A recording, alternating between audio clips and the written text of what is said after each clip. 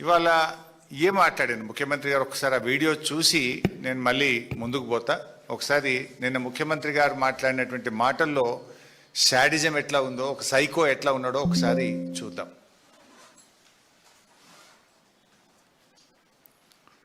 దాంట్లో దిగమను, దూకమను, రాయి కట్టుకొని దూకమను, శని పోతుంది.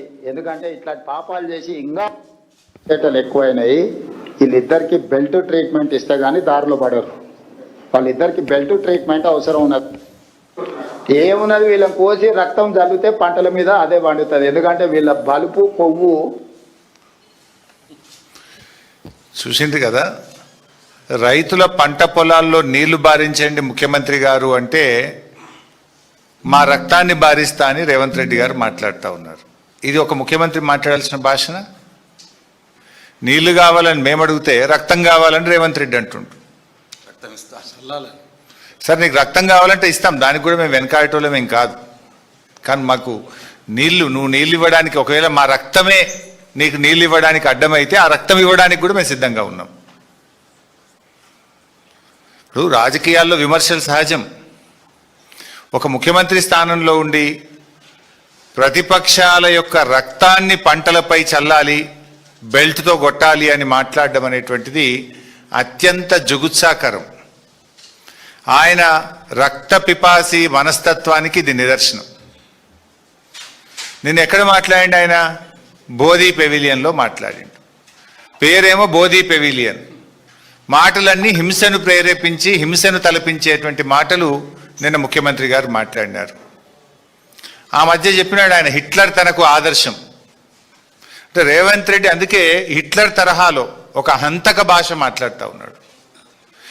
కానీ ఒకటి మాత్రం నిజం, ఫైనల్గా పాపం పండినాడు హిట్లర్కు ఏ గతి పట్టిందో రేవంత్ రెడ్డి నీకు కూడా అదే గతి పడుతుంది. ఇదంతా ఆయన ప్రయత్నం ఏంది? భాష దేనికి మాట్లాడుతున్నాడు? ఎవడు మాట్లాడతాడు? ఫ్రస్ట్రేషన్లో ఉన్నటువంటి వాడు, విషయం లేనటువంటి వాడు, సమాధానం చెప్పలేనటువంటి వాడు. సమాధానం ఉంటే, విషయం ఉంటే, పరిజ్ఞానం ఉంటే, సత్తా ఉంటే విషయం మీద మాట్లాడతాడు. ఫ్రస్ట్రేషన్ కనబడతా ఉంది నీ లోపల.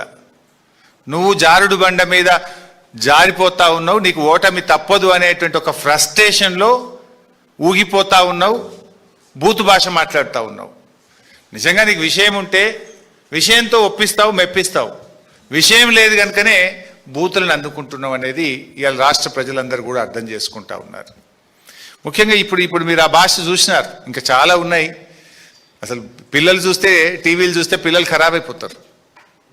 ఈ భాష చూసిన తర్వాత, ఆయన నిన్న మాట్లాడినటువంటి మాటలు విన్న తర్వాత, షాబాద్లో 3 పసిపిల్లల్ని 3 పెద్దవాళ్లను 6 గొంతు కోసి కిరాతకంగా హత్య చేసినటువంటి ఆ రాజ్ కుమార్కు ఈ రేవంత్ రెడ్డికి మధ్య నాకు పెద్ద తేడా కనబడతలేదు. ఒక సైకో మనస్తత్వం, వాడొక సైకో రాజ్ కుమార్. నిజంగా ఎంత సైకో అయితే నాకు దక్కని వాళ్ళు ఎవరికి దక్కద్దు అని చెప్పి ఆ 6 ఎట్లా, ఎంత దారుణాతి దారుణంగా కోడిని మెడకాయ కోసినట్టు కోసి చంపినాడు. పాపం ఒక ఉన్మాదిగా వ్యవహరించినాడు. ఎంత బాధ కలుగుద్దంటే, పాపం ఇప్పుడు ఒక్క అమ్మాయి మిగిలింది అక్కడ.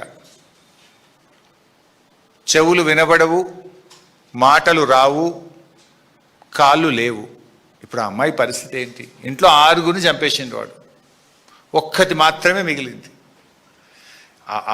ఆ బిడ్డ, ఆ చిన్న పసిపాప, ఆమె కూడా పెళ్లిగాని అమ్మాయి.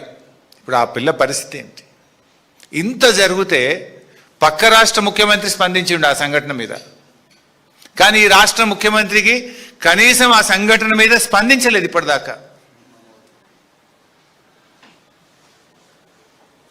ఒక సీనియర్ అధికారి, ఈ రాష్ట్రానికి చెందిన ఒక ఉన్నతాధికారి, పోలీస్ అధికారి, నిన్న గోల్ఫ్ కోర్సులో హైదరాబాద్ గోల్ఫ్ క్లబ్లో గోల్ఫ్ ఆడుతున్నాడు నిన్న మధ్యాహ్నం పూట. ఈ రాష్ట్రంలో లా అండ్ ఆర్డర్ పరిస్థితి ఏముంది? అసలు ముఖ్యమంత్రి పాలన ఎట్లుందంటే, నువ్వెట్లున్నావో నీ పరిపాలన కూడా గట్లే ఉంది.